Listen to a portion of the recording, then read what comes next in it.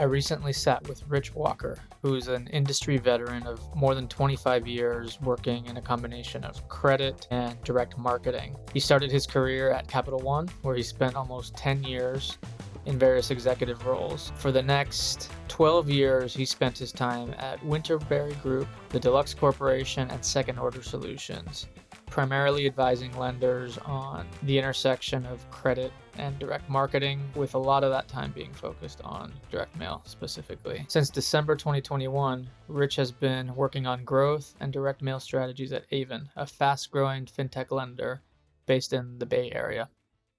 Rich sat down with me for over 90 minutes to walk through how the channel works, how big it is, how to get started, the normal pitfalls he sees lenders fall into, and much more. If you're a fintech lender that isn't sure how to get started in the direct mail marketing channel, you're not going to want to miss this one. Let's jump in. Rich, thanks for making the trip up here. Good to see you. It's a pleasure. Thanks for having me. Yeah. So as you know, on this show, I normally cover digital marketing, primarily affiliate. And now we're starting to branch off into other types of channels. Why should an affiliate marketer start to be thinking about direct mail? Yeah, that's a great question. And, as I think about that, I start with the conversations I've had with lenders. So I've spent my career working in lending. And every lender I talk to, and I'd be interested to hear what your audience thinks about this, but every lender I talk to tells me the same thing. That is, their number one and number two channel are direct mail and affiliate. They can be in different orders. Sometimes it's affiliate and direct mail. But almost without fail, everybody says the same thing. And the third channel is usually really far off. So, those are the two big workhorses from what I've seen in consumer lending. And so I think, just from there, I think it's interesting for affiliate marketers to understand and know what's going on in direct mail. There's a lot of stuff that they can do together, which we'll get into. Let me try to put some scope on direct mail. So when I talk about direct mail, I'm talking specifically about consumer lending direct mail. There's all this other parts of direct mail, which I don't think are going to be interesting to your audience. I don't find them that interesting. I'll get into a little bit of mechanics of direct mail and why I don't think it's interesting. But if you look at consumer lending direct mail, last year there were 6 billion pieces that went out. So 6 billion direct mail pieces went out from consumer lenders. Now you can imagine the bulk of that, about half of it was credit card. And that's dominated by the big players, obviously. But 1.5 billion of those were personal loans. That's the other big category. And that's subprime and prime. Roughly a piece of mail is 50 cents. It's a good rule of thumb. So if the industry is sending out 6 billion pieces, they're spending $3 billion doing it. And for the most part, we're talking about super rational players. So it's kind of safe to assume that each one of those pieces was done rationally. So you can think about the CAC associated with the piece of mail as being roughly equivalent to the LTV, right? So these are very sophisticated techniques, and these are very sophisticated marketers. And so what you've got, I like to think of it as about $3 billion in spend, super rational. Got it. When you say $6 billion, pieces. 6 billion pieces, $3 billion. $3 billion. Is that purely print and postage? Or does it cover data expense, humans? Like how all in is that expense? So here's how to think about the 50 cent. So I throw the 50 cent number out because it makes math really easy. And it's pretty accurate. But here's the way to think about it. Your postage is going to be between 30 and 33 cents a piece, depending on a bunch of variables on how your logistics goes and how big your quantity is and how deep you can insert in the USPS. But it's the biggest part of your spend. It has no margin associated with it. So there are no vendors, we'll get into this when we talk about supply chain, but there are no vendors that charge any margin on postage. If they do, they shouldn't be. That's the biggest chunk of your spend. You'll spend somewhere between 3 and 10 cents on data. And again, that depends on how much data you're pulling, who you're pulling it from, how much quantity you do, who your vendors are, et cetera. And then your kind of fulfillment, inserting, that is the actual making of the mail, putting ink on paper and putting it into an envelope. That's going to be, 6, 7, 8, maybe 10 cents. Got it. So it all kind of comes out to about 50 cents a piece. So that is all in. Yep. You view that as an all in. I don't count the people, right? So there's a bunch of people out there doing it. I think that would be overhead, like any other marketing channel. So I buy that. So actually, a follow-up question there on just the scope of the channel. Actually, two questions. Were you including mortgages, auto loans, kind of all consumer lending there, or was that predominantly just cards and personal loans? So it's kind of yes and yes. So I was including all the other types in there, but it's predominantly credit cards and personal loans. So I'm looking at 2024 stats here, just to give you a sense. Credit cards are $3 billion. Personal loans are 1.5. So there's 3/4 of your spend right there in just those two categories. The next biggest category is going to be banking.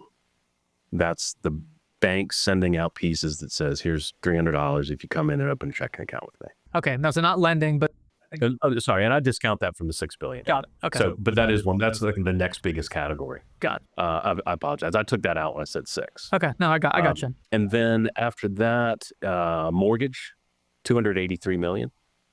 And not this is 2024 was not a big mortgage year, right? So when rates drop and we get a refi boom, that number will spike dramatically. It may be bigger than card. And then you've got auto loans at about 150, equity credit lines about 180, and student loan refi at about 110. Where's the data coming from? This comes from a panel. So there are panels out there that what they do is that they pay people to keep all their mail. So they have a random sample of folks in the U.S. You get paid to put all your mail in a box. You send it into them. They scan it, create metadata out, put it into a database that folks like me can look at. And then we extrapolate. Super expensive. Got it. Yeah, I bet. What percentage of new account bookings do you expect the typical lender to drive through mail? I want to put some context on that $3 billion. So I've read a study that had that in there. So I'm going to go with somewhere between 35 and 40% affiliate and direct mail. Combined? No, each. And then the rest is other channels. They're each 30. So They're bigger than a third. Okay. So all the rest combined is a third left. Yeah. Okay. I mean, there's a big stair step. You got your affiliate. And again, you got to be careful on your syntax here, because affiliate can mean a lot of different things. And we don't, I don't need to tell your audience that. But, if you sort of take a rational view of what is affiliate and then you take your direct mail business, those are the big two. Number 3 is a big step down, right? So, you might think, like what other channels would there be, right? So there's the stuff that comes in from search. There's stuff that comes in from display. Those just aren't big scalable channels. Social. Yeah. In branch. In branch is really small. Yeah.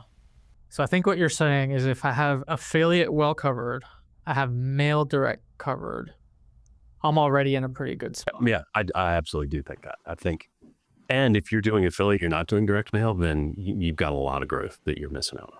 I mean, I can tell you this, because I've seen many examples of fintechs that went from nothing to sold to either the public markets or to an acquirer for, call it 9 figures plus, with just those 2 channels. Yeah. Affiliate, direct, and they never touched anything else. So that all tracks just based on my experience working with these folks. Let me share some data I've seen on affiliate, and I just want to see does it kind of jive with what you're seeing in mail. So I was looking through public filings, folks like Quinn Street, Lending Tree, Credit Karma, Experian. And they don't always disclose perfectly how much of their revenues are coming through affiliate channels. Because if you think about all those businesses, they have some direct-to-consumer stuff. So it's usually a mix of revenues. But I kind of put my finger to the air and I was trying to answer the question of how much are consumer lenders spending on affiliate. And I came up with $6 billion per year, $4 to $6 billion. Does that pass your gut check? Absolutely. It should be roughly equivalent to what we see in mail, right? If you think about it, right? Again, if what I said is true, which is they're roughly equal amounts of volume coming in from the 2 channels, and everybody's being super rational, then the spend should be roughly equivalent. Got it. I want to put in a word here by our sponsor for today's episode, which is Spinwheel. You'll find them at spinwheel.io. They help you streamline your lending application pages with 2 fields. So if you're anything like us, friction on application pages makes you nauseous. It makes your CACs go up. It makes your volumes drop. It makes your CFO and CEO say mean things. The trouble is, it isn't easy to fix. Your product and engineering is probably busy. We get it. Spinwheel's API streamlines a lending application form with just a phone number and a birth date. Like magic. But really, it's a smart tech. Then you'll get a 20 to 30% lift in your application rate. Additionally, they can give you real-time, verified customer credit data and seamless payment processing, which can help you serve customers beyond the initial application. To see a demo, click on the link in the show notes to chat with their head of growth and see this thing in action. So we've established the size of the pie is massive. It's worth going after. Let's talk about a dynamic I observe often, which is fintech lenders starting in digital channels, often things like search and social, things I guess they understand because they're native digital organizations. Why do you think direct mail is often a channel that they come back to maybe later than the numbers maybe indicate that they should? Yeah, that's a great question. So let's talk a little bit about the mechanics. I'm somebody who's been doing direct mail for 35 years, been directly and indirectly responsible for tens of billions of pieces of mail. And I'll tell you, and I think everybody who does it would agree with me, that we all hate direct mail. Direct mail is a terrible channel. And this is probably why your digital natives aren't clamoring to get into it. And why is it bad? Well, it's bad because it's expensive. It's a $500 CPM channel. If it's 50 cents a piece, that's $500 CPM. It's super slow, right? So it takes 2 weeks to print mail. It takes a week for it to get delivered. It takes you a week or so to put the whole thing together, and then it takes you a couple of weeks to read it. And so your cycles, like the cycles of learning, if you decide, I'm going to do a test, and I'm going to wait and see the results, and I'm going to use those results to tell me what to do in the next test, you're looking at 6 or 7 tests a year, if you decide to do that. Right. So it's got all these sort of inherently, and it's got a regulatory overhang on it, right? You've got FCRA, but it's got all this overhang on it. It's got the firm offer credits, and it's got the adverse action, is all this stuff that overhangs direct mail. So the reason we do it, right, and the reason we we do 6 billion pieces on it is pre-screening. So pre-screening is what is enabled by the FCRA. It's called a firm offer of credit. It's called a pre-screen. If you open up a piece of direct mail, it'll say, "Congratulations, you've been pre-approved." That's a very specific signal to you on how that piece was generated. It's not coming to you randomly. It's coming to you very specifically because the lender looked at your credit report. They looked at your credit report without your permission. It's the original soft pull. The lenders have permission from the FCRA to go to the credit bureau and ask for names that meet a certain credit profile. And you can be as specific as you want in the credit profile. You can give them your model. If you've got a super complex model, you can code it up and only get folks who pass that model. And you can put all kinds of response constraints on it. So you can put whatever constraints you want on it. You get that list back with PII, and then you can mail the pre-approved offer. That's the power of direct mail. Now, FCRA requires lenders to, when you do a pre-screen, you have to do 3 things. 1, you have to disclose that you did it. 2, you have to offer the customer an opt-out. And 3, you have to approve them if they respond. Mm-hmm. Asterisk on that. We can come back to that if you want. But for the most part, that's the quid pro quo. Got it. And so traditionally, lenders have translated that to direct mail. So if I have to give you an opt-out and I have to give you a disclosure, I have to print it on paper and mail it to you. And I'm sure the folks in your audience will know this and be frustrated by it, but there's this assumption in regulatory land that if you mail somebody something, they read it.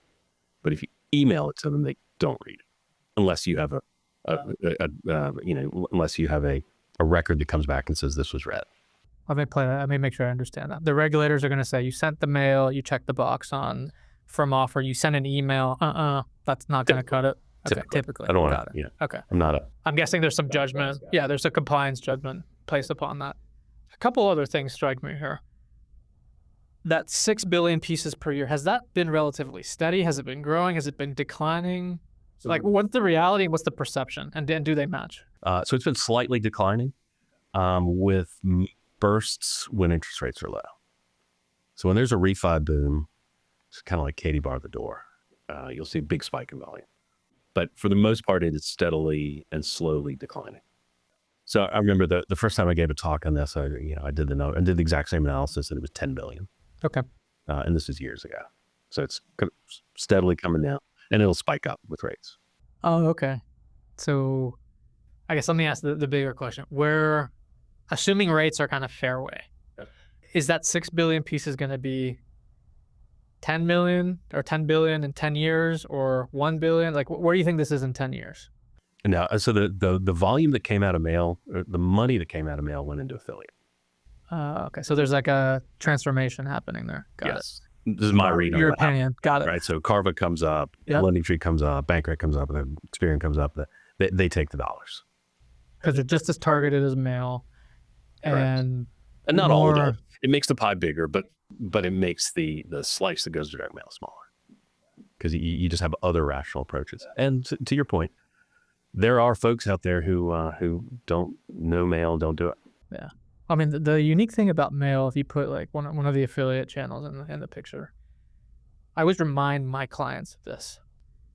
Just because you tell an affiliate that Joe or Rich or Carlos is eligible to see my offer doesn't mean they're going to serve that offer in front of Joe, Rich, or Carlos, right? Because they still have judgment that they apply on who sees what offer, what other offers are they eligible for. Versus mail, if you send that piece, it's gonna land in the box, right? Versus that is not the case with affiliate. And I think it's just an important reminder, because the level of control that you have in mail, I think, is significantly higher than affiliate. There's another thing that you're dancing around there, and that's the nature of the hand raiser versus the qualified. I always think of it as, if somebody's going to get a loan, they've got to be qualified, and they've got to be interested. And affiliates are really good at finding hand raisers, so it's finding people who are interested. Right? So if you're on one of those sites, you're on there because you're thinking about loans. Depending on who your partner is, you may or may not have qualification algo with it, but for the most part, these are interested people. In direct mail, you're hitting people who are not actively interested, not seeking loans, right? But they're super qualified because you scored them with your model. So if they look at your piece and decide to engage, you can give them a loan. And so there's sort of these two parts. Like, that's what's kind of great about you've got direct mail helps you find the qualifieds, affiliates help you find the hand raisers. And if you get good at working them together, then good things happen. I would expect this objection is going to come up with early stage companies that are digital natives and only playing an affiliate and digital stuff. Here's what I think the objection looks like. You made the point earlier, it's complicated. There's some real hair to making this channel work. If my CFO now shows up and says, hey, I don't want to do all this hard work on a channel I believe is a dying channel, what would you say in response to that? That depends. I mean, part of me wants to say, well, don't come in though, because I don't think my piece is better. Shoot, it's not dying at any kind of fast pace. So I did say it was declining, and I think the numbers will bear that out, but it's not declining at a super fast pace. The folks that are in there, like the big mailers, Citi, Cap One, Chase, Amex, SoFi. I mean, these are super sophisticated. Like, it's like they're not abandoning the channel, right? These are folks who are doing 50 million pieces a month. So I wouldn't say that it's a problematic channel once it's up and running. It is a little bit harder than most to get stood up. The other thing I said, and I used to have a slide that said mail is scale. You can only push so hard on your affiliate. You can only push so hard on search. You can only push so hard on display. You can push the heck out of mail.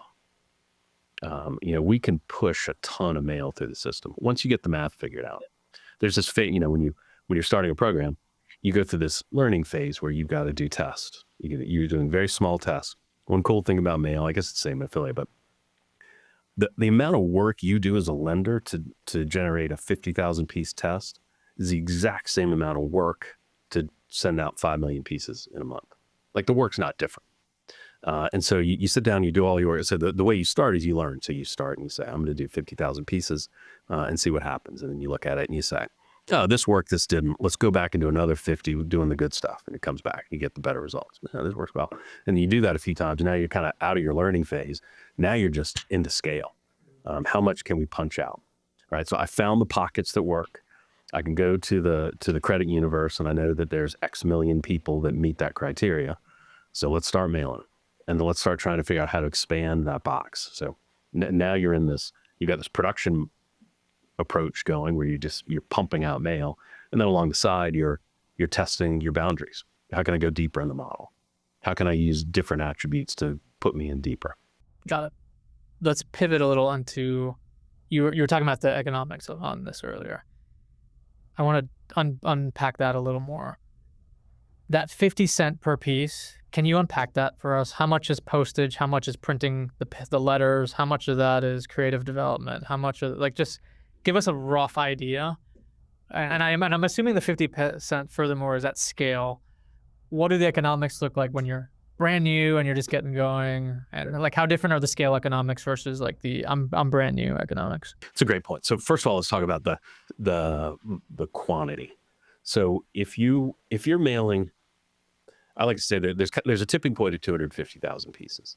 So when you mail more than 250,000, or you produce more than 250,000 pieces, you sort of hit, you kind of hit your asymptote on unit cost. Now, that's not exactly true, right? Because it doesn't flatten out, but for the most part, you bent the curve at 250. Now, I would recommend if you're starting, don't be at 250. 250 is just too much to spend, and you don't know what you're doing. So you want to be smaller, and your unit cost will therefore be more expensive. So when you're in test mode, first of all, I wouldn't worry about unit cost. Your unit cost will probably be closer to 75. That's fine. Like, you're not, the purpose of those early stage tests is not to get unit economics right. It's to find the opportunity, right? It's R&D spend. But when I'm evaluating my results, I should be in my back of my head, I should be assuming, hey, when I get to scale, 50 cents is the number. Exactly. So when I do my ROIs, I should be, yeah.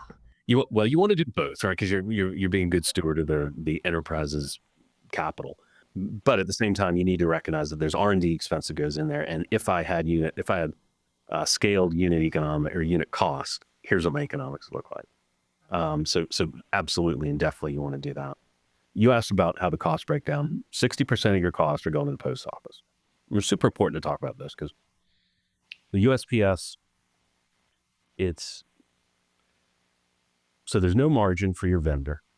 So typically you go to a letter shop. So you're going to hire a letter shop to go out and actually make your mail. So they're going to take your artwork.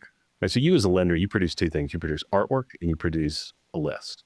And those two things come together on machinery to make mail. And your letter shop is going to handle the post office for you.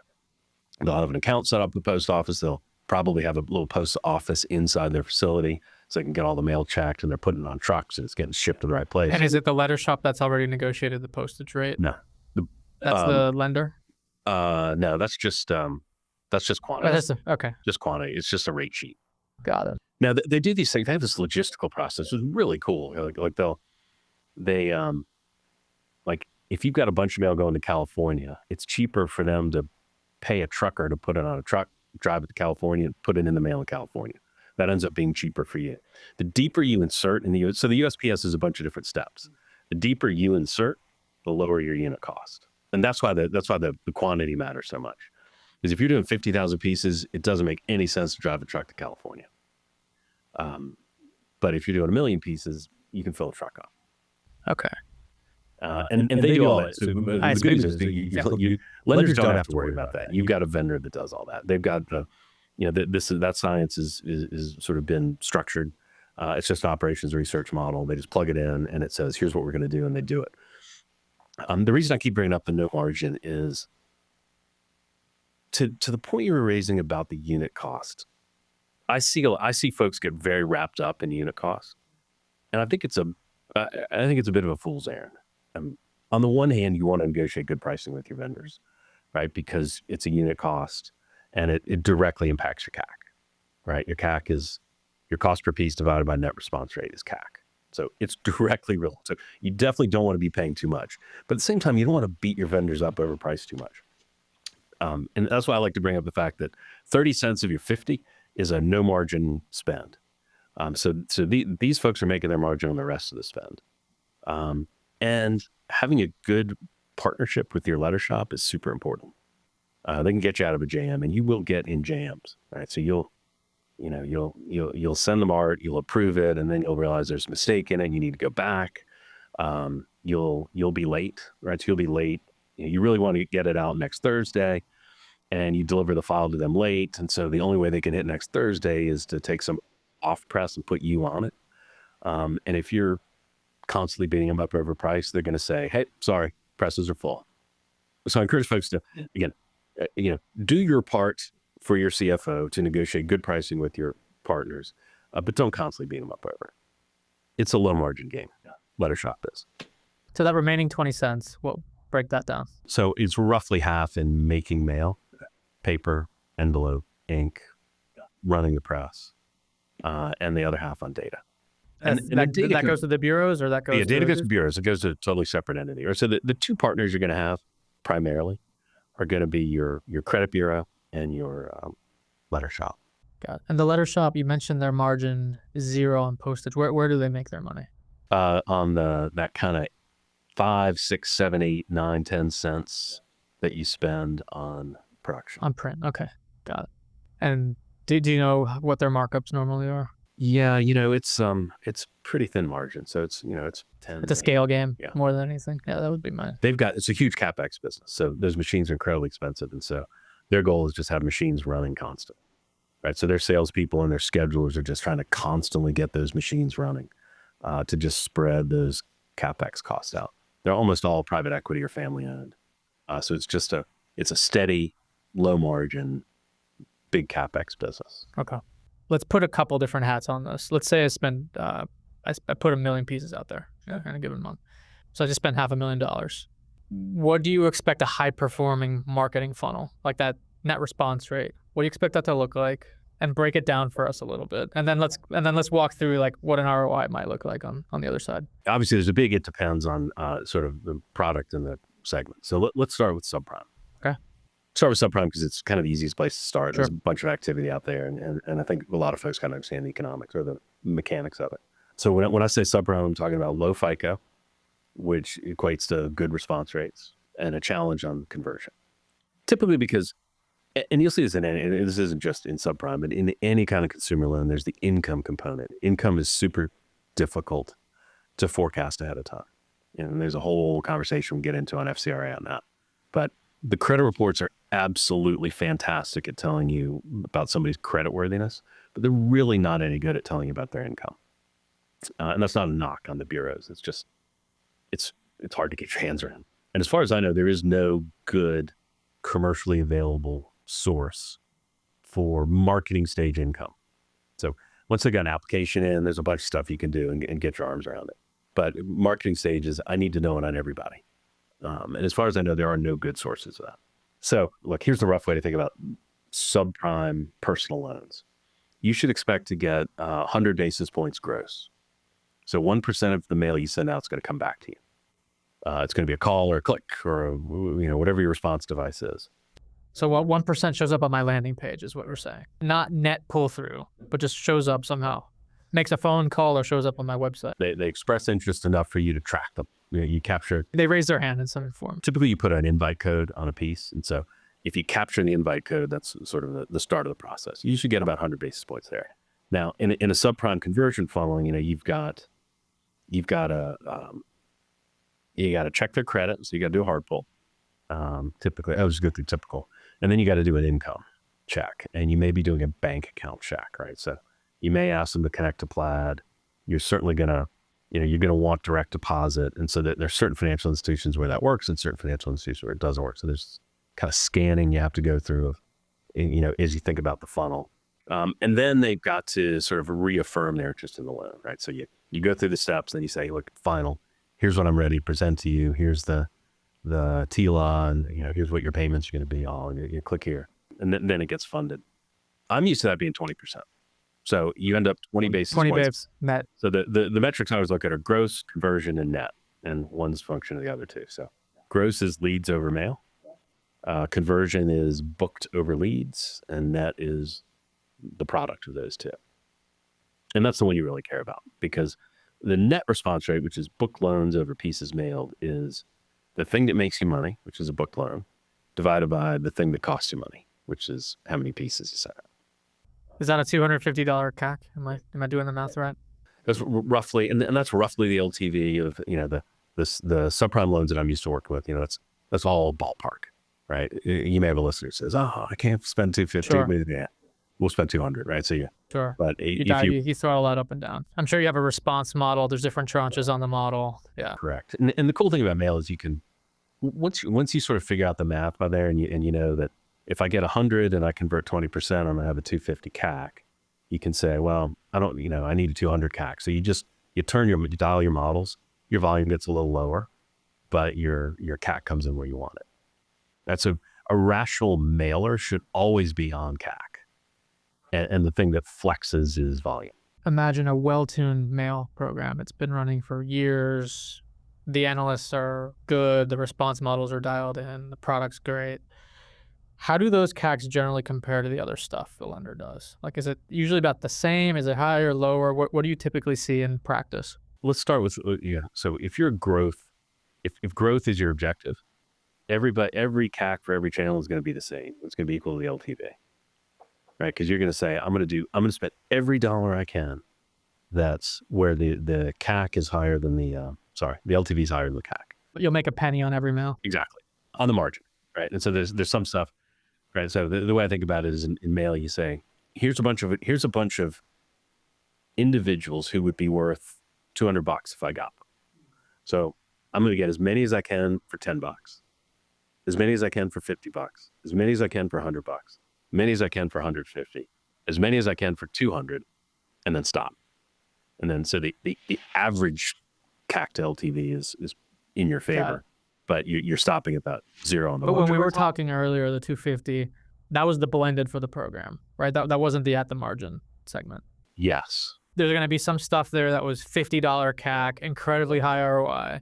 Some stuff on the edges that maybe was super razor thin, maybe $400. And then that's a great point. It's exactly right. And that's when you get into swap in, swap out. So as an analyst, you sit down and you read that result, you see that exactly.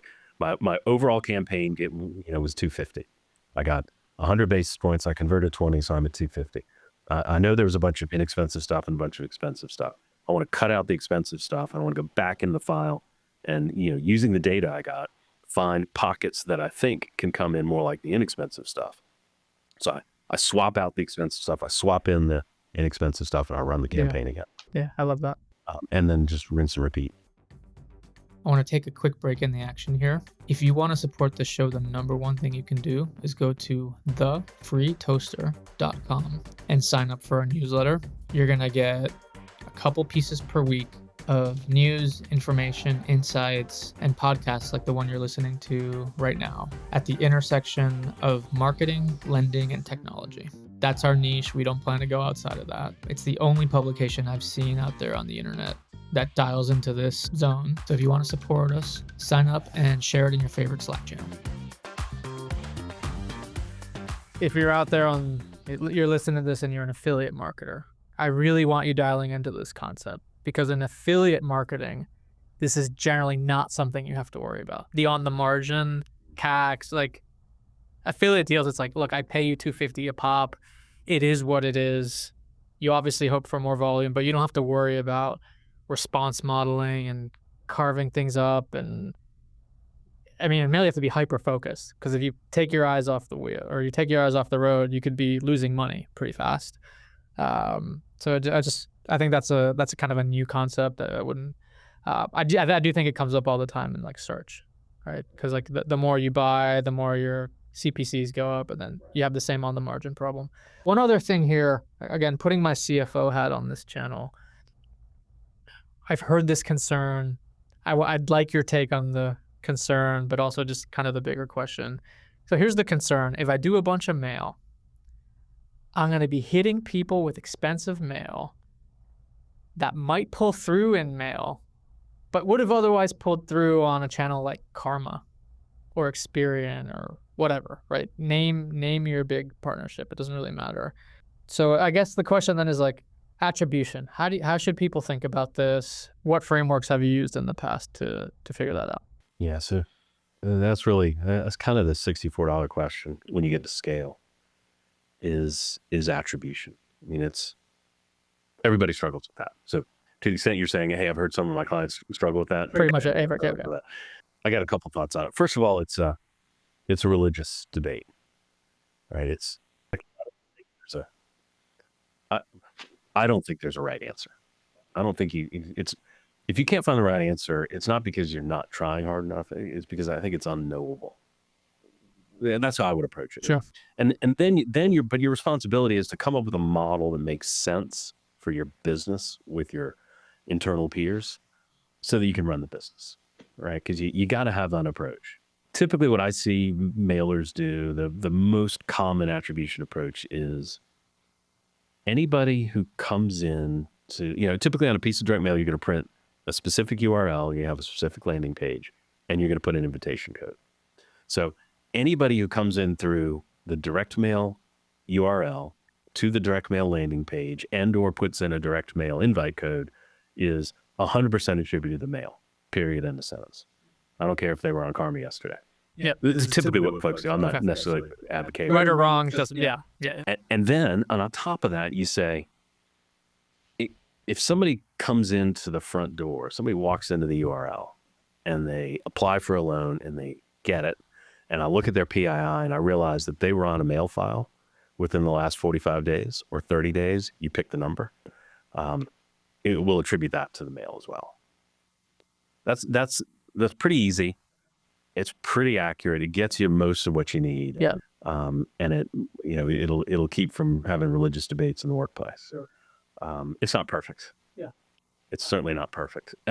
Another thing I've heard folks say is, I want to give attribution to the highest CAC channel as a way to make the pie as big as possible.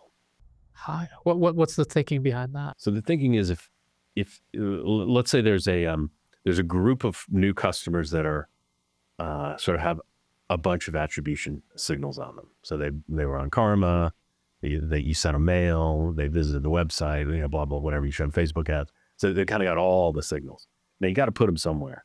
If you put them toward the highest CAC channel in general, then you make that channel look the best, and you kind of move its margin down, right? So you make it bigger. So that's a philosophy I've heard. Got it.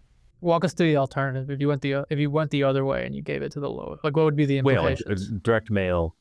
So if let's say you had an attribution method that was very biased against mail, right? So it said anybody who's ever hit the affiliate gets tagged affiliate, even if they put an invite code or they came to the LP.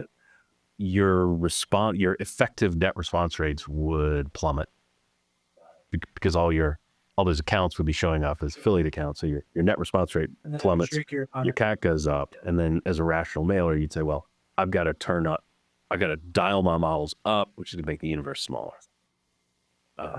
That's the thing you want to, protect against. It's obviously, like I said, you need every organization needs to have an approach, a model that they use.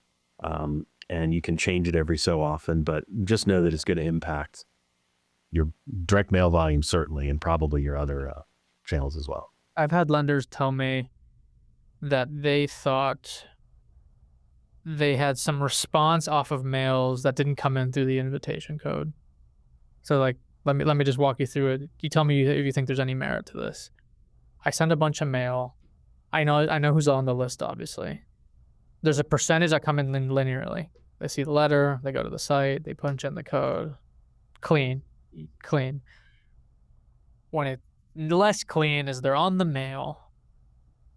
The week of the mail, they show up in another channel. Lending tree, doesn't matter what. And then they come in, and then as the direct mail campaign owner, I say, okay, well, I'm going to make the argument that person wouldn't have come in through lending tree unless they saw my mail, and that actually induced some research and some action, and that's the reason. Is there a case there to be made to pull those into the attribution? So there's definitely a case to be made. So that definitely happens. Okay. You have folks, you send a mail and they go into Karma and they come in that way. Sure. They think it's their response device. That'll definitely happen. And what do you think the occurrence rate is on something like that? Like linear versus nonlinear conversions. Do you have a way to project it or estimate it? Yeah, I mean, you can track it. So you can look at your folks that come in. Let's pick on Karma. Yeah. So your Karma folks come in. You just see them on mail file. Yeah. And then you know that they had two impetuses. Right? They had the Karma and they had the... What you don't know is how much of that was incremental. But you can figure it out. So you can do holdouts. So you can do geo-based holdout. That's what I was going to ask you about geo-based holdouts. And is that the way to solve the attribution problem? It's a way. It's a pretty good way. And I've seen some big mailers do that, where they'll and it's just like it sounds like for 3 months, we're going to say, we're going to turn CARM off in these geos, and we're going to turn mail off in these geos, run. And then you track it all. And then you can answer that question of what's incremental. Walk us through from a compliance, I'm a compliance officer now. I'm proposing this geo holdout. What kinds of questions am I going to get? Is there any hair on that from a compliance Not standpoint? so much on the holdout piece. Does that mean I just never even put them on my list when I go to the bureau? You just tell the bureau, let's say, you pick a state, say, Iowa. I'm going to treat Iowa as let's say you're a national lender. I'm going to treat Iowa as my holdout. So you go to the bureau and you say, hey, next time you deliver me, or for the next quarter, when you deliver me mail files, keep Ohio to yourself. Or Iowa. I don't want it. That's totally fine. Excluding geography is not a compliance problem. Yeah. Especially if you're doing it for a holdout. Got it. Okay. Because I've heard that concern come up, and I just wanted your take. It sounds like you've seen these geo holdouts. Oh, yeah. In practice. I've proposed, to lenders that they do it, and I've built the logic for it. And I'm guessing, household name brands that folks that have heard of have done these. Yes.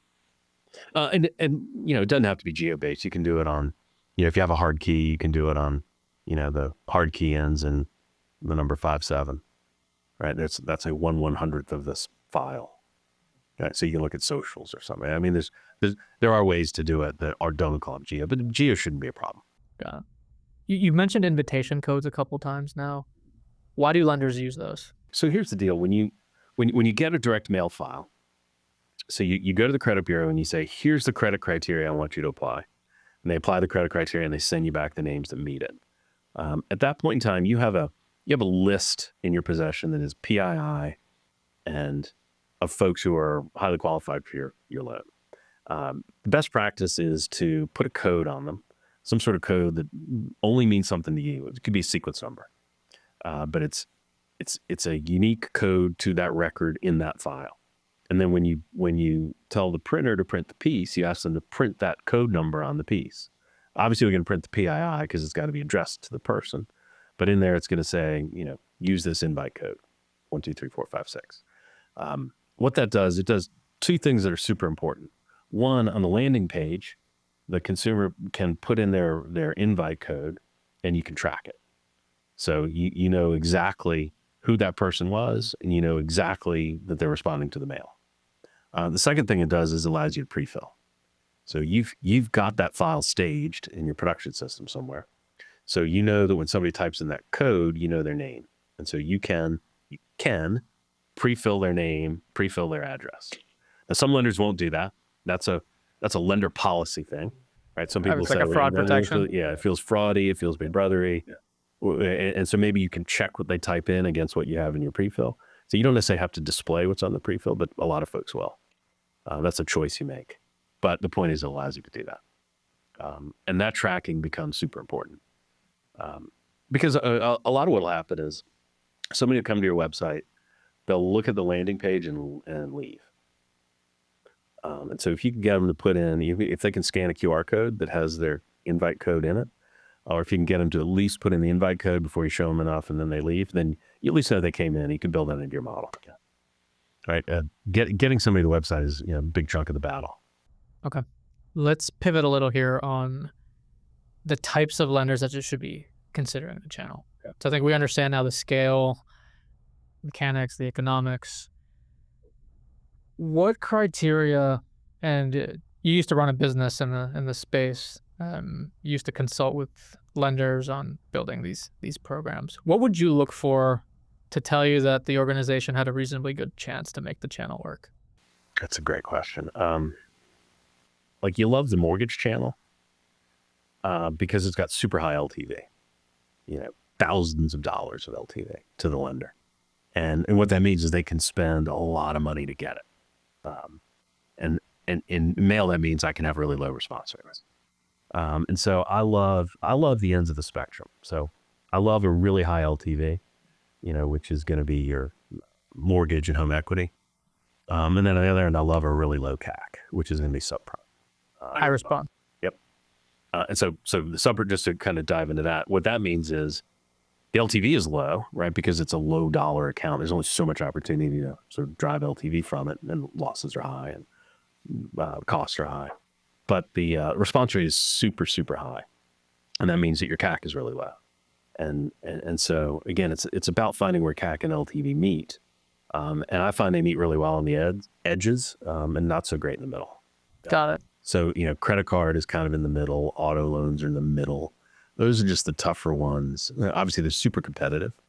And so, if you have a choice to compete against Cap One or not, you probably would choose not to. Got it. But in general, I like to be out on the edges. I love low CACs and I love high LTVs. How about culturally or organizationally? Are there any things you notice about a culture that tell you maybe direct mail isn't going to be a good fit for them? So it's a test and learn channel. So the number one thing is and I've had people do this. People brought me in and said, "Hey, you say you know all about direct mail. Tell us the answer." And I'll come up with a plan for them to learn how to get the answer. And that doesn't work very well, right? Because they're looking for the answer. Like, you won't find the answer right away.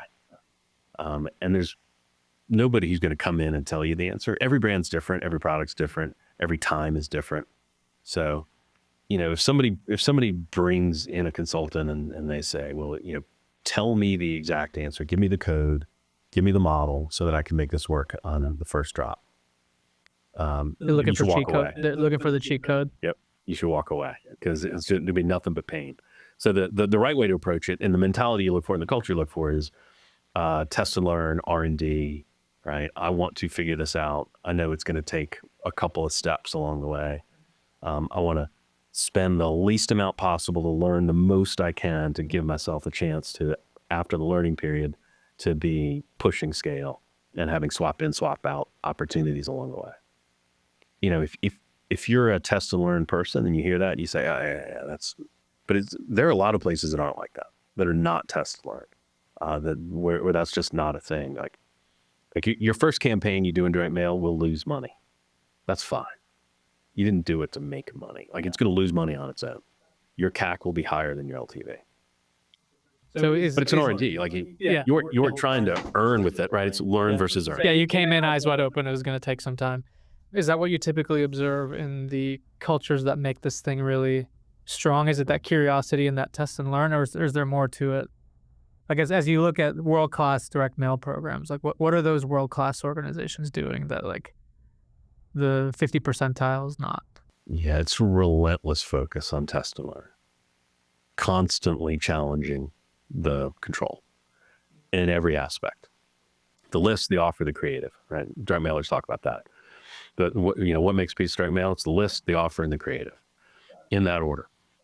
And there's three things that need to be constantly challenged. So the list is your model, right? So you're constantly building new models. You're constantly pushing out on the scope of, or you're pushing out to the threshold of your model. You're constantly introducing a new model and overlaying it on top of the old one. You're constantly bringing in new data, right? So, once you get good at the credit bureau data, now you want to add another source. You want to add some demographics. You want to add some clarity. You want to add, whatever else you want to add, home value. You want to add some kind of income proxy, but you're constantly trying to, by the way, I would recommend against that, but you're constantly just trying to push in new data to get more signal. On the offer, you're constantly reacting to what happens in the marketplace with your offer, right? So, what's the fee structure? What's the price structure? What's the up to amount? If you set the up to amount a little higher, you get more response, and that brings in better people, and that's typically a good thing, but it's got credit implications, blah, blah, blah. So there's this constant pushing of the product based on what you're seeing in the marketplace. And then creative, right? There's infinite different ways to talk to consumers. And you see a lot of tactics. When you look out at the panel data, you see all the tactics that are out there. The envelope, with promotion or stealth, right? That's a big debate people like to have. Should you use a stamp or indicia? Should it be a colored envelope or a white envelope? And then you get inside, and it's like, well, there's this Johnson box, right? The thing along the right side that has the summary of the offer. That's called the Johnson box. A lot of people are religious about it. Some people aren't. Should you put something else in there? Should you have a brochure in there? Should you have a buck slip? I mean, we could go on and on. All that stuff needs to be tested. You need to constantly be testing that. And it sounds like, based on your comment before, there is no universal answer for, like, it's segment and product and audience dependent. Like, the answers could be any of the above for depending on the context. That's been my experience, is that is the case. That an experienced person can come in and sort of put the program on good footing, But you know, if somebody came to me and said, "Hey, you know, I'd like for you to come in here. We've never done direct mail before. I want you to develop a program that's LTV to CAC positive on day one." You know, I think I'd just walk away because I just don't think you can do it. What are the odds of success? Well, they're limited, and that's the wrong mindset, right? Because you're never going to get, even if you get the first one right, then you know there's no mindset for test and learn, and so you're just never going to get the thing to scale. Got it. That's my opinion. You mentioned list offer creative as kind of the parameters for optimization. What are some of the high level levers on the list? Like what are some of the questions the lender should be asking? Primarily, it's about your models. Okay. So let's talk about models for a second. So in direct mail, so in the construction process for direct mail, let's walk through that first, and we'll come into the models because it's super important to this. So you start when you go to the credit bureau. The credit bureau has 220 million names in it. That's basically every adult in the U.S. And so the first thing you need to do is a series of, I call them square cuts or hard cuts, where you go in and you say, I don't want any, like these states. I don't do business in these states, so cut them out. I don't want anybody who's got a bankruptcy. I don't want anybody who's got a judgment or lien. I don't want anybody who's outside of this FICO band that I've decided I'm going to do business. And these kind of very rough, useful, but very blunt cuts that you make to the universe. You kind of whittle it down. Then you put and again, this doesn't have to go in this order, but here's how I think about it. Then you put your risk model in place. So you've got an underwriting model. You've got some sort of approach you use to underwriting, and it needs to be applied to the marketing file. So that's the stage where I would do that. I would pick up my model and I would score it with all the data. All the same data is out there. So if you're an Experian shop, you build all your models with Experian data. So you pick them up and you put that same model on the mail file, and you cut out anybody who's going to fail your risk model. Then you put a response layer on it. So now you figured out, basically the first two steps have whittled the universe down to, here's everybody I'd love to have on my book if I could get them, right? My underwriting, my credit people said it's fine. These are the folks I want. We're going to make money on them if we can get them. Then you got to put a response layer on it, because now you got to bring them in under a certain CAC, and that's the response model. And so you apply that and you say, well, according to my model, I can only mail people that score above this score, and that kind of generates your mail file. Got it. And what are the inputs to that response model typically? Like for mailing one where I don't have a mail history, like what kinds of stuff am I looking at? Let me come back to that. Okay. This is a great question, but let's start just to go into the models a little bit. So the risk model typically is going to be something that comes from the underwriting folks. Like if you don't have an underwriting model, then you're probably not thinking about mail. So you need to, and your model maybe quotes around it. Maybe it's a FICO band and it's a series of hard cuts. That's fine. But it's got to be something you can pick up and apply. Now you get to response model. So models, the biggest part of the list is the response modeling, I think. It comes from, you build your models off your own data. So you've got, let's say you're up and running. So you've got a bunch of previous campaigns. You can pick those campaigns up. You can run them through a modeling routine to sort of build some kind of algorithm. It can be machine learning. It can be logistic regression. It can be any one of dozens of different ways you want to do it. But it ultimately is going to come up with a way for you to take a brand new file you've never seen and sort it. So you want to sort it in order, and then you want to make a cut where you think the CAC is going to be in your favor. That's kind of the drill.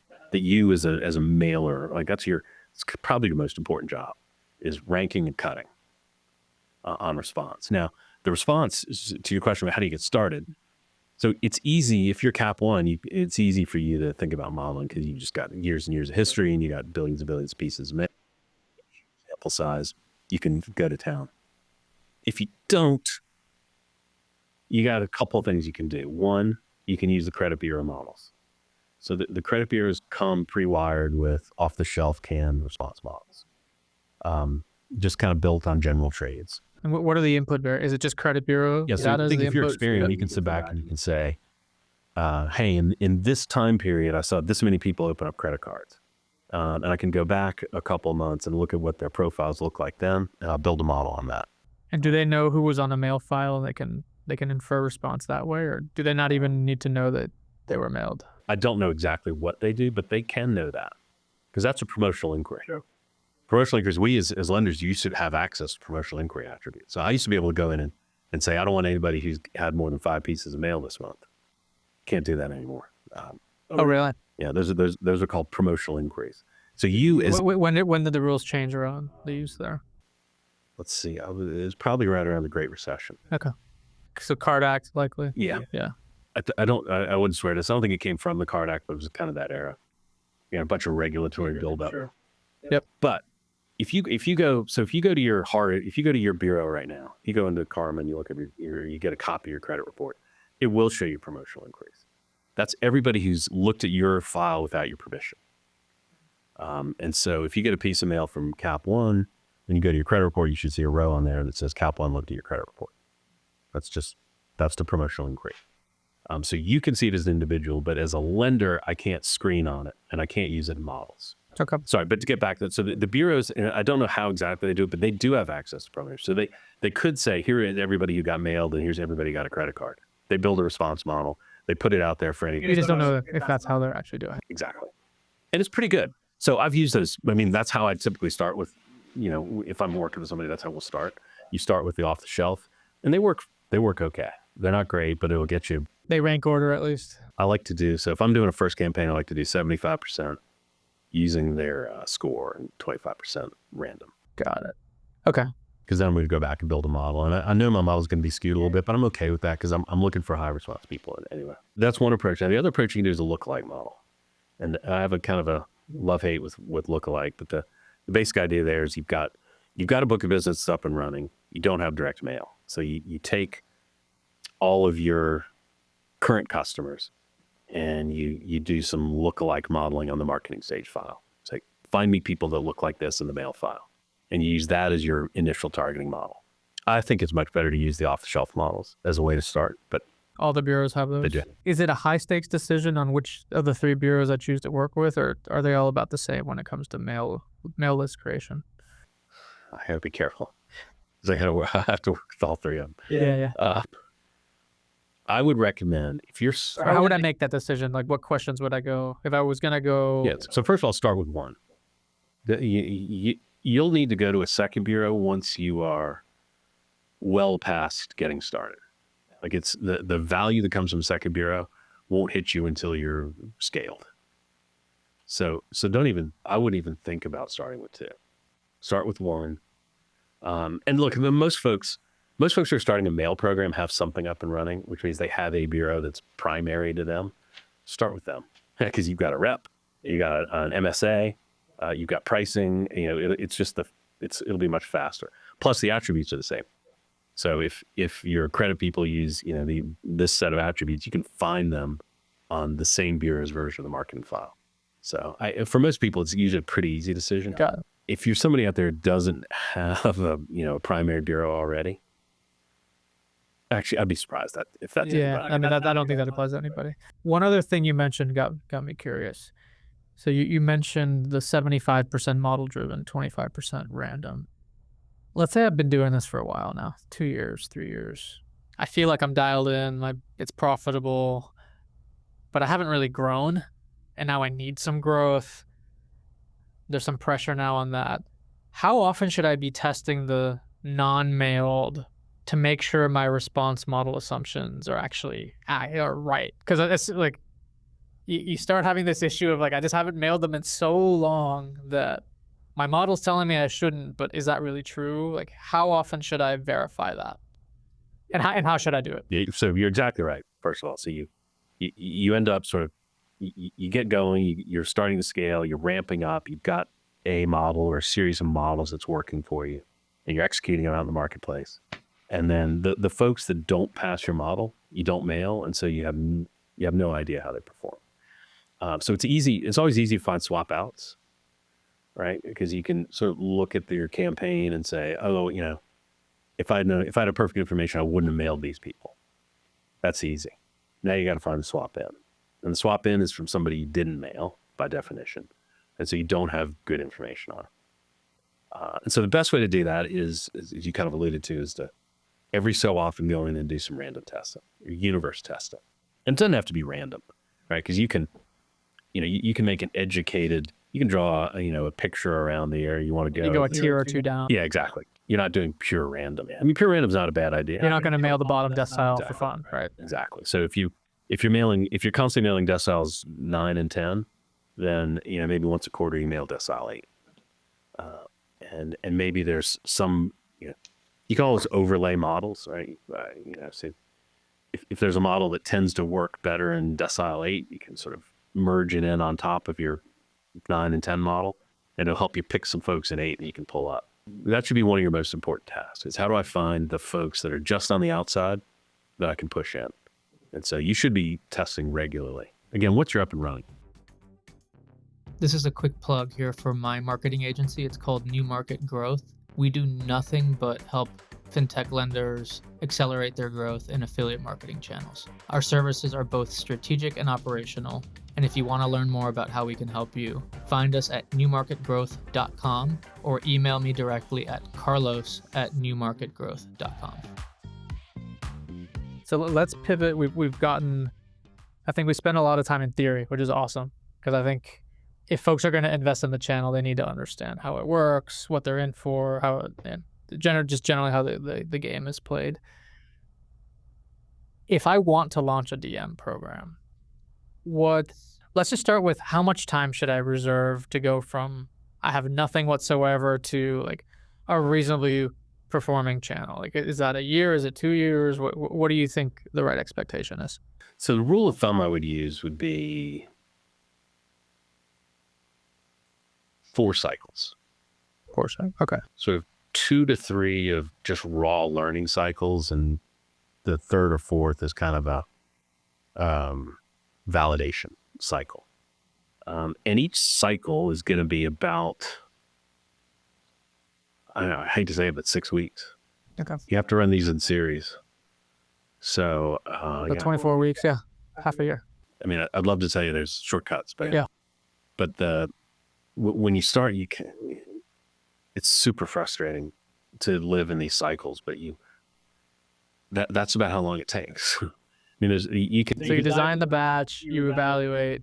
You get the bureau, you get the list, you build your strategy, you get your creatives done. Then you kind of send it into your letter shop. It's a week or 2 of sort of staging and production on their part. Then it gets shipped to the USPS and it spends a week getting delivered. Then, typically a campaign takes a couple weeks to fully respond.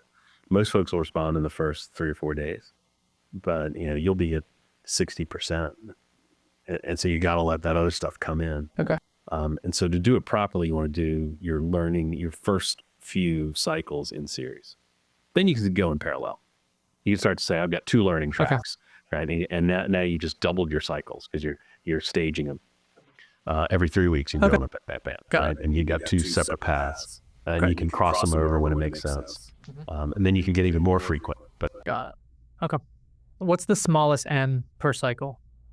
Like if I'm really interested in learning and getting this thing up and running in 6 months, I'm committed to that. Like I assume the N is a function of the response rate, but like give us an idea.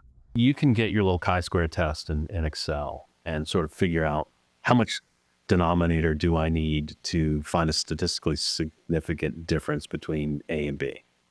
So if you want to test 2 different envelopes, red versus blue, there's a way to sort of figure that out. Now, that's not always practical, but you should know that. So go and do that. Make sure you understand. And the reason I say that is like your first time through, as much as you'd like to say, well, I'm going to learn about the response of these dynamics in the marketplace, what you're really learning is, does the plumbing work? Do the invite codes map correctly? Is the landing page up and running? Is my track, are the right things firing so that my reporting is telling me what's really happening? That's what you're going to learn first time through. Is the person I thought I was mailing the person I got? Yeah. Right? It's kind of basic. Do we have is everything connected correctly? And so I would, and you're the 2 key metrics, gross response and conversion. Those are the 2 most important things. Like you until you do a direct mail campaign, you don't know what those numbers are. And you can guess, and I guessed earlier, I said, well, if you're doing subprime, it's 100 and it's 20. Great, that's a guess. If you want to know for sure, do some direct mail. And I would say spend the least amount of money as possible to learn those 2 numbers and whether the plumbing works. And so I always argue small. Like ballpark, what was that? 50,000. 50,000 pieces. I had a situation once where a client insisted on doing 2 million pieces for their first mailing. What's the downside on that? I assume it's just a bunch of wasted I money. mean, frankly, yeah, the guy got fired and I got fired as consultant. Yeah. Because it cratered. So 50K roughly, and is that Which are- is that nationwide or dialed into a specific geo? So it's, if you have, so yes, if you have a national footprint, it's national. There's a time when we'll figure out geography. If you're, you'll have good states and bad states, but I wouldn't start with that. Really, I would start with 50. The first one should be 50,000 pieces, same treatment. So don't try to do any creative testing or any testing of anything. Just put it out there, check the plumbing, and check the gross response rate and the conversion rate. Okay. Then plan your next one. Your next one can be bigger. You'll have the amount of you have infinitely more data when you do your second one, because you've got the first one. And you can sit in there and you do your regression analysis, and you look at every single attribute you had from the credit bureau, and you say, what's highly correlated with the responders? And you pick 2 or 3 of them, and you don't have enough to build a machine learning model, but you got enough to sort of make some different cuts than you made last time. Last time we did 75 using their model, 25 sort of random. Now we can go in and we can say, well, the people with more than 10 trades who have age of oldest greater than 24 and have more than $10,000 worth of revolving debt, they tended to do a lot better. So let's only mail them. Gotcha. So your second one's going to be infinitely better. You have much more data. You can make it a little bigger. Right now you can do an A/B test. You want to test your creative? Let's do a creative test or an offer test. Let's do fee versus no fee, or high fee, low fee, or high rate, low rate, or up to 2,000 versus up to 2,500, whatever it is. You can begin to do some A/B testing, and then you kind of do that. That's your second time. Third time is more the same. Okay. And fourth time you say, okay, I've kind of figured out where I like to be. Let's just do it again. It's so important to do that too. When you see something that works in the marketplace, you're like, this is the thing we can grow. Just do it again. Do the exact same thing again. Is that to make sure it was right? To make sure it was, you're just no fooled by randomness. Got it. What are the highest leverage things that you need to figure out in that? Is it, so I assume envelope, I assume creative, I assume list. In that first couple 3 iterations, what are the questions you're asking yourself? Like, what are the highest stakes things you need to? So I wouldn't test creative at all in the first few cycles. I would find like your letter shop's going to have creative folks that can help you. And maybe there's somebody in your network that can help you. But you want somebody who's done consumer lending direct mail, not somebody who's done CPG. You want somebody who's done lending. This has got a very specific look and feel. And again, the folks in the letter shop will know how this works. So I would start with them. So go to them and say, help us design our first piece. And I would stick with that for a while. Let's assume they know what they're doing. It's going to be good enough for your learning, and it's not the highest leverage thing. So you would not let someone on a brand team that has no experience in mail create the first piece. I think that's what I'm hearing.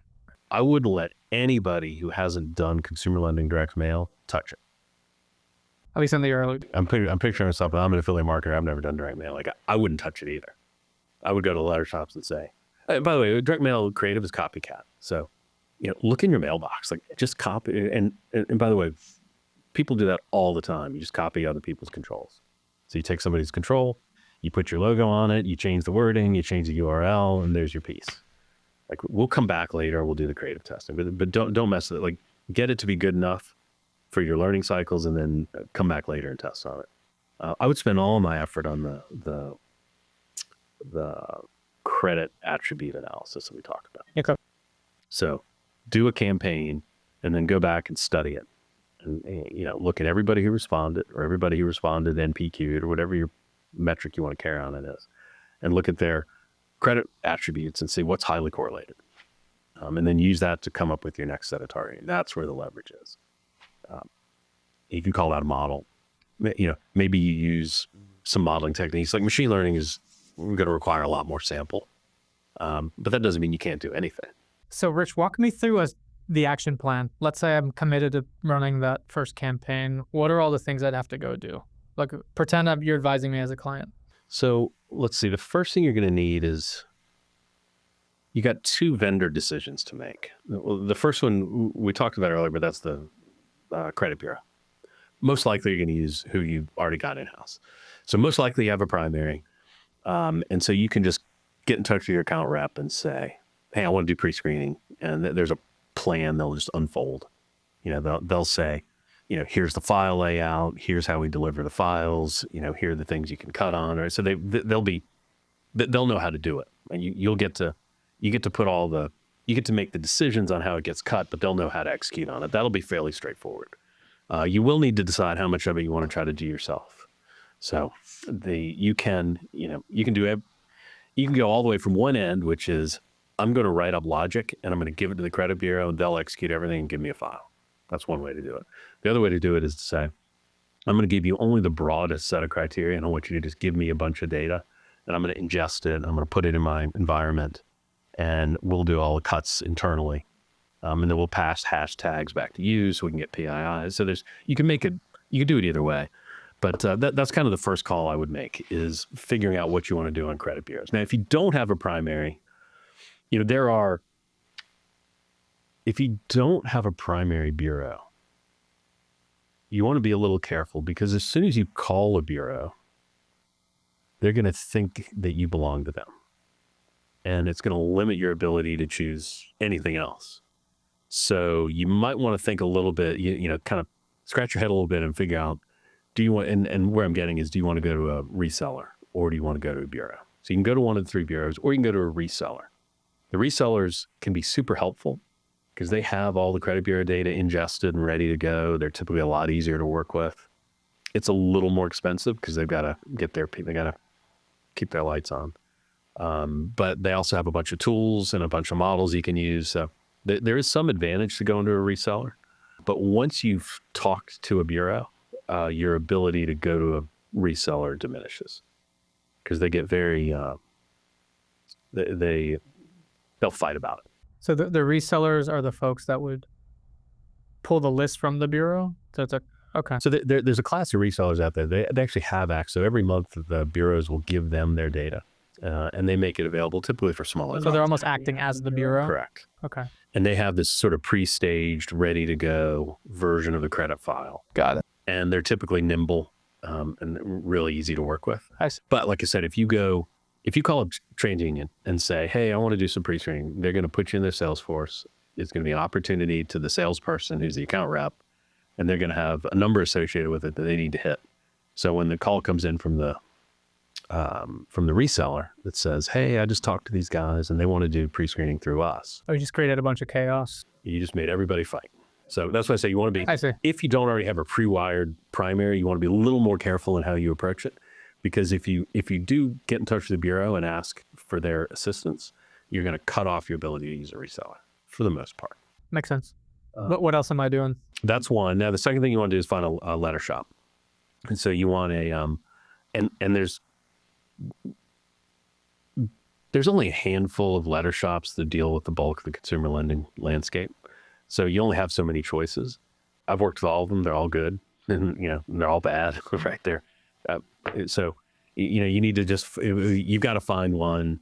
You're looking for somebody who can do all of your postage, all of your logistics, the thing we talked about of the deep insertion and the put it on the truck and drive it to California. You want to make sure they have all that in-house, or at least have a third party that can do that seamlessly. You'll want to make sure they can hit your volumes, find out what their capacity is. But basically you're looking for and you want somebody who's got creative resources as well. Most of them do. Most of them have folks, they have a little agency on staff so that you can give them a piece. And, a lot of times they'll call you back up and say, oof, do you really want to put this on the piece? Nobody else does that. Right. Well, it's good to have access to that. So they can be really helpful. But you want to make sure that there's an agency as part of your letter shop. So those are the first two things you need to do. And then you'll have to go through, you probably have to do some sort of MSA. You'll have to onboard them as a supplier. So there's a little bit of homework you have to do there. But those are the two outside relationships you're going to need. Then you're going to need, whatever level of financial planning that your organization is looking for. I talked earlier how I like to think of the sort of, your first foray is going to be a very small test. I think of it as an operational test or a plumbing test, just to make sure the whole system works. Inexpensive, but it's also going to be your first foray. And the things you learn from are going to drive your second. And make sure everyone in the organization is that it's R&D. That this is about learning, not earning. And that you're going to sort of figure out, you're going to help build the models, you're going to help figure everything out with these first 2, 3, 4 campaigns. From the moment I decide I want to do this to the moment the first user on the first customer on my list gets a piece of mail, like how much time am I generally looking at? So from the moment you decide you want to do it. So you're talking about onboarding and then doing the mail. All of that. Yeah, from the time I make that first call, whether it would be to the third party or the bureau to initiate the process, like what's a realistic expectation of go-to-market? So we talked earlier about 6 weeks as kind of the decision and production cycle. The long pole in the tent, if you go all the way back to deciding you want to do it, is going to be the credit bureau. Your letter shop's going to be relatively fast. They're smaller and nimbler, and they've done all this before, right? So, that reminds me of something I want to bring up on letter shop, and they've done this before. Not only have they done this before, but they probably have templates and formats that they know work really well on their equipment.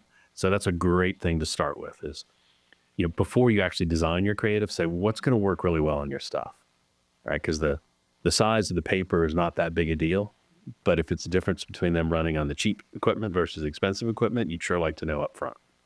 So, that's something that's important. Is you want to find out like what's going to work really well.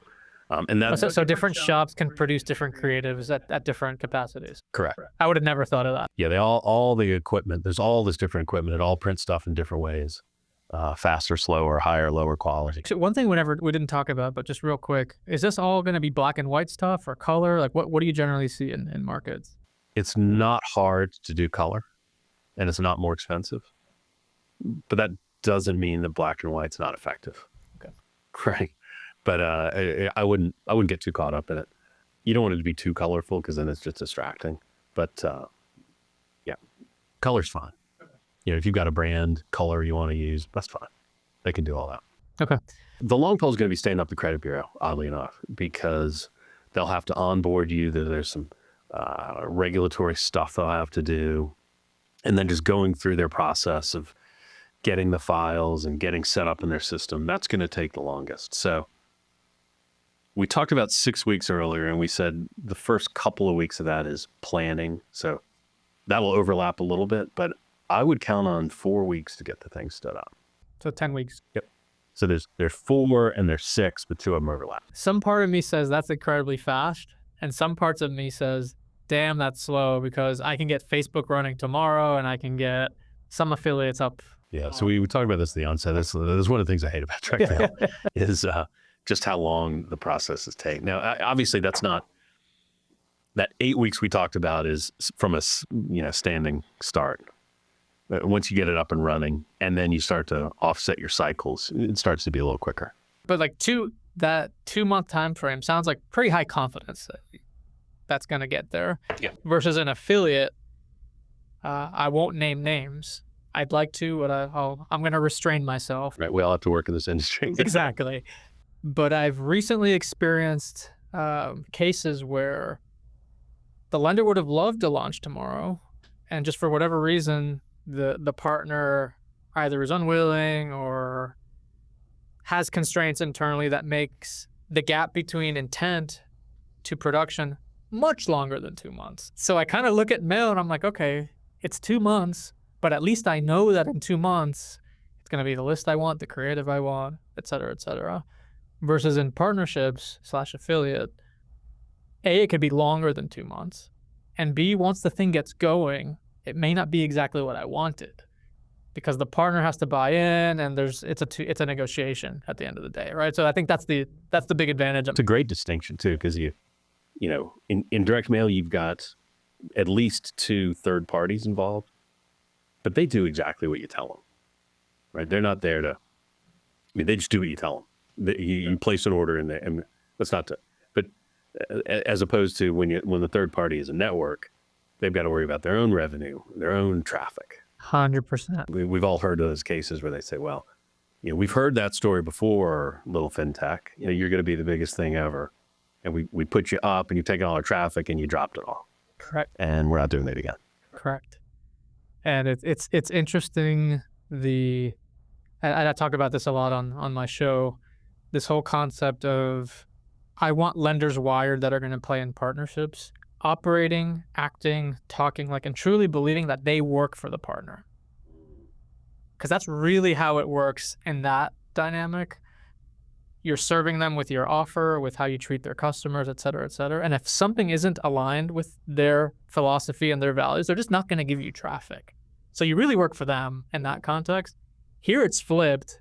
And what's funny is I've seen lenders that were direct mail shops. Their history, their DNA was built there. And then when they go to deal with partners, they come in with this mentality of, oh, you work for me, go do this, go do that, go do this. And the partner's allergic to that mentality, right? So you really... I can see now that you mentioned, I can totally see that. Yeah, you think if you're an affiliate, right, you could think that the lender is really their job is to take the network's traffic and turn it into accounts. Turn it into gold. And if they're not turning it into gold, they're not getting that. I mean, they're only going to get so much, right? Because the publisher still wants to give the customer options. So there's plenty of reasons your offer may still be displayed. But if you're not turning impressions into gold, you can only grow so much. Well, it's interesting you brought that up because that's a dynamic you don't see in direct mail. So these third parties, the letter shop and the bureaus will be more than happy to let you mail entirely too much. But they will not stop you. Now, maybe they should, right? Because from an NPV standpoint, it makes sense. No, but financially, they're incentivized to just let you... Yeah, well, they don't want you to blow up. So I've been a vendor before, and you don't want your clients to blow up, right? So that's why like the 2 million piece when I was telling you, I was like, please don't do that. Like it's great revenue for us in the current period, but you're gonna blow up in fires. Got it. Interesting. I want to pause here to put in a good word for one of our sponsors, Fiat Growth. They're a strategic marketing consultancy dedicated to data-driven decisions, innovation, and execution.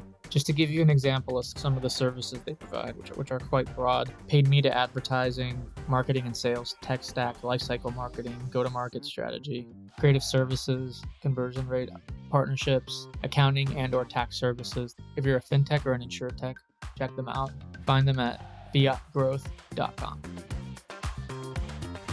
What's your take on the pros and cons of building a direct mail marketing function in-house versus just outsourcing all of it, including strategy and intent? Like, how would you think about that? A couple of things. We've talked about these cycles, and from that you can gather that direct mail is episodic. So it runs on a different cadence than affiliates, as an example, which is kind of a daily thing, right? You log in. I'm assuming every day at some point you log into some portal and you look to see how a series of campaigns are doing, and you can adjust them. So it's got a daily or an hourly cadence. Sure. Direct mail doesn't. Direct mail has a cycle cadence. So when I was independent and working for lenders, I called it Hell Week. Every month I had a Hell Week, and that's when the credit bureaus delivered their files to me, and my job was to turn those files into direct mail files. Mm-hmm. And it's super intense. But it just lasts a week. Then now when your mail is in the letter shop and you're queuing up and getting streamed onto printing equipment, there's really not much going on. And so it's, in a lot of ways, direct mail is a perfect thing to outsource because it's episodic.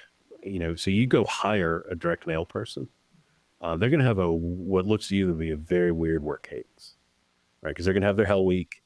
And then they're going to have their nose, once the results start to come in, that's another Hell Week where you got your nose in your laptop and you're studying everything's happening. You're looking at every single response. Where did it come from? What were its attributes? How can I use what I'm learning here to make the next one better? But it's got a very different cadence of work. And so in a lot of ways, that makes it something you would want to outsource. Now, I would argue as a practitioner that it's also super tied to the business goals, which is the kind of thing you wouldn't want to outsource, right? Because it's, you've got included in what we've talked about is your credit model. So here's my underwriting model, like the sum of all my IP as a lender, it's all baked into this algo, which is better than everybody else's algo. Yeah. I know everybody's at the best, and you really want to give that to a third party, and then when you're up and running, you're constantly managing CAC to LTV. And LTV is driven by a lot of things that are internal to the company. So how's your outsource provider going to really understand the nuances of LTV? If I get good at cross-sell, my LTV goes up.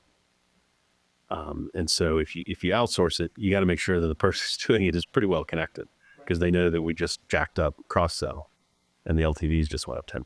Yeah. So it's not a perfect answer, but yeah. No, I mean, it sounds like there's some real some real hair to that evaluation. The machine learning and the modeling and the statistics, I don't think those are that different. Like the mechanics of that aren't that different from what happens in other parts of the company. So to the extent you've got a team of data scientists they're out there doing projects and exercises to make everything you do better, you can use them for this.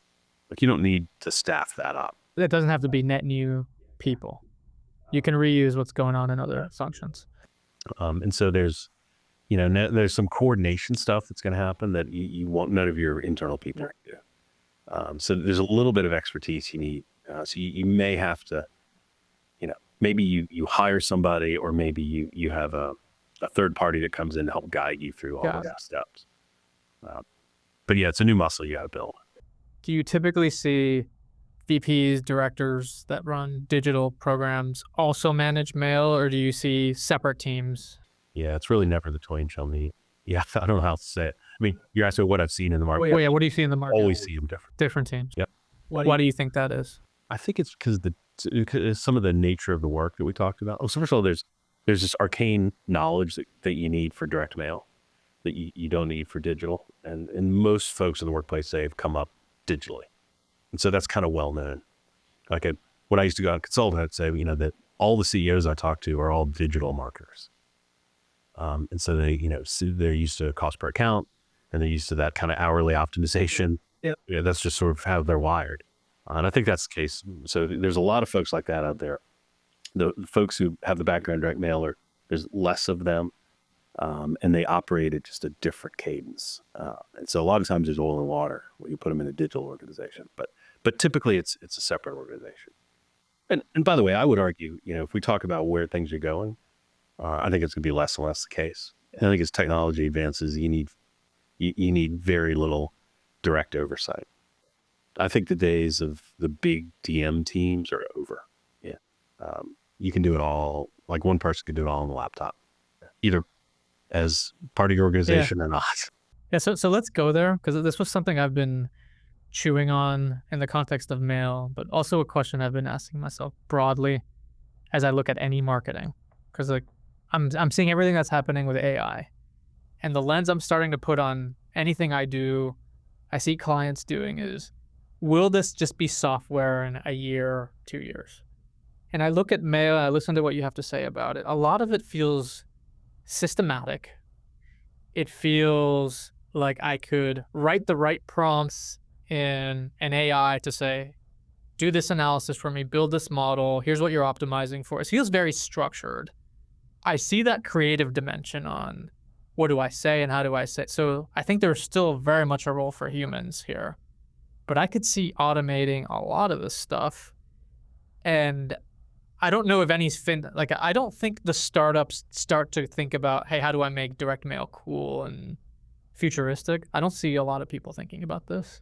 But I think someone will notice that number you gave earlier, that $3 billion, this is real money, and I'd like a piece of it.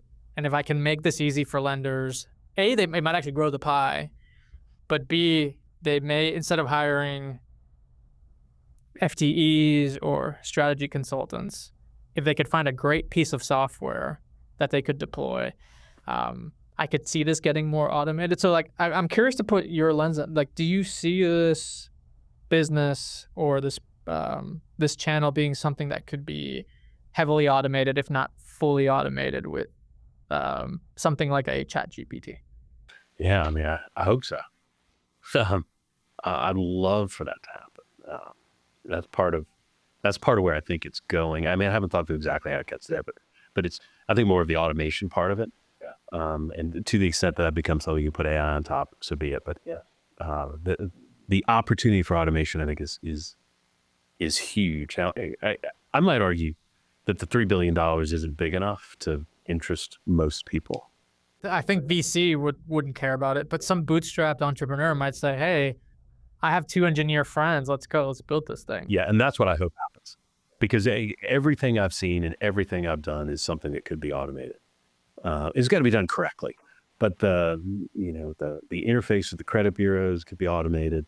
The modeling could all be automated. The segmentation could all be automated. The orchestration could all be automated. there's massive opportunity. I mean, so massive. Yeah. It's small and massive relative to the industry. So I hope it happens. I'd love to play a part in it because I've got thoughts on what it should look like and how it should function and work, and what it needs to do, what can't do. Yeah, That's exciting because the vast majority of brands I talk to are very willing to experiment, are very willing to deploy capital, are data oriented, are rational. If they had that UI that's like Google AdWords, where I said, hey, here's my list, here's my audience, here's my creative, hit a button, send the mail from me, I can't think of a single lender that wouldn't try this. Right? The blocker is, oh, this seems hard. I don't know where to start. I don't know the landscape. I don't know what vendors are going to try to swindle me. Like, there's all these concerns, right? But if there was a platform you trusted to just deliver, if they had to wait 8 weeks between putting in the order and so what? It could take 4 months to get into your affiliate partner, or 6 months. So like we were talking about earlier, I don't think 8 weeks I don't think that's the blocker. I think it's I don't understand the channel. I don't know where to do. It feels complicated, and therefore I'm just going to keep this at arm's distance. So I think technology could really transform this personally. Yeah, we talked a little bit about the resellers. I mean, the reseller is a good place to start because the reseller is a platform of credit data. And then you put the right interface on it, the right layers on top of it, the right connections, and then you could really have something humming there. And then it wouldn't be 8 weeks. Then maybe 8 weeks becomes 4 weeks. Yeah, exactly. Right. It just becomes a regular production cycle. You're ready to run on day one because everything's already built. All the pipes built for the credit bureau. Creative is something that you'd have piped in as well. I think that's where we're going. I got somebody called me the other day it was a consultant who said, hey, we just signed on this account with one of the big credit card mailers. And she was saying, we need to go in there and pitch them to kind of redesign how they do their direct marketing, the whole team, the whole, hundreds and hundreds of people. And do you have any advice for me? I said, yeah, tell them to do it 5. They don't need hundreds and hundreds. Yeah. I mean, even, again, it's that thing we talked about earlier, like being Citibank scale the work is not that different from being fintech scale. You get some fintech that's doing 500,000 pieces a month, but the work patterns there are the same as it goes on at Citibank. They just have 300 people doing it. That's right. Probably a lot of human eyes on different segments and creatives, and honestly, high levels of bureaucracy in there on like how to make decisions and credit decks. I've seen it all, right? Like you're former Cap 1, so am I. Like we've seen the level of rigor that goes into organization alignment, et cetera. But again, like I think in AI, you teach it that, hey, the credit memo needs to look like this. The credit memo, like credit deck, it will produce that 100 times faster than anything. And that's what's great about fintech too, is fintech, you can actually go do that and get to the scale that these big folks are at. That's why I like the space. Yeah, no, that's exciting to think about. So two questions actually before we wrap. What's a question or two that a lender could ask a potential, let's say it's a strategy consultant, someone that's going to advise them on how to build this? How do you weed out who knows what they're talking about in this category versus folks that, maybe picked this up yesterday afternoon and, declared themselves an expert? Like how do you know who knows what they're doing? So I can think of a couple things a couple paths I would go down. We talked earlier about you can't find anybody who knows the answer. And I always like to say, I don't know the answer, but I know how to find it. So if you want me to come on as a consultant, it's so that I can help you find the answer. But if you want me to bring you the answer, like I just can't. But I'll show you how to go get it. And so maybe the trick question I would ask is, do you know the answer? Maybe you don't have to tell me. Just tell me, do you know the answer? And I think the good person will say, unknowable. I do not know the answer. And if that's what this is, here's the path I would walk you down to get. And we'll figure it out together. Right? That's kind of the right answer you're looking for. But that's the first. That might be the first thing I would ask. That sounds like that would be a red flag for you. Yeah. Anybody who makes any kind of guarantee or anything, I know exactly how to get. Another thing I would look at this. I'm going to go very deep now, but I might sit down with a panel of creatives from that panel I talked about, where I got every creative that's out there, and say, let's spend 30 minutes. I want you to show me some creatives that you think are good performers and tell me why. Now, again, I can't tell you, and here's what you would evaluate, because it's kind of like, I've done this long enough where I can look at creatives and tell you what's going to work and what's not and why. But I'd like to see what that person said, because that'll tell me whether they've been. Or just how they think about it. Yeah. Like what they point out, how they talk about it. Yeah. Okay. Like, here's a creative. Show me the 3 things you like about it and 3 things you don't. Okay. That'll give you like the depth of knowledge. But if I don't know what I'm listening for, like, so you could make that assessment. How do you teach me to make that assessment? You're right. That is a hole in my. Yeah. Yeah. Sounds like you're making an offer. Maybe you could help a lender that needs some pointers. I mean, there's certain things I look for, and anybody who's worked for me knows what they are. But a hardworking piece creative has certain elements to it, and you kind of have to know what they are. And once you know what they are, you know, if somebody's going to do something that goes against those, you know that they don't know what they're doing. Yeah. You talk to somebody who's doing some marketing. Hey, could you take a look at the creative we're going to put out? We want to see if it's any good. And it's either designed by somebody who knows what they're doing, or it's designed by somebody who doesn't. And it's very easy to tell. Yeah. And so a lot of times I'll just say, hey, the people you're working with know what they're doing. Trust them. You know, that's the end of the call. Got it. Or you say, you're working with somebody who's never done direct mail before. Please don't listen to what they say. That sounds like there's a lot of signal you're going to get from that conversation around the creatives.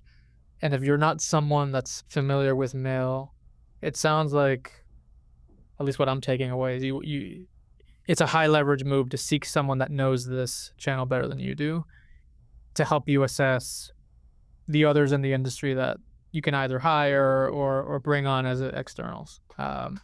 Where can folks go to learn more about this? Like, I've personally spent I'm curious about this channel. I've had folks in my network asking me, hey, where can I learn about this? And through my Googling and looking at social media, I find very little on the budget. So I think this podcast is going to be an eye opener for a lot of people. But if people wanted to dig a little deeper, like what would be your kind of course of study? That's a great question. So I might actually start with the letter shop.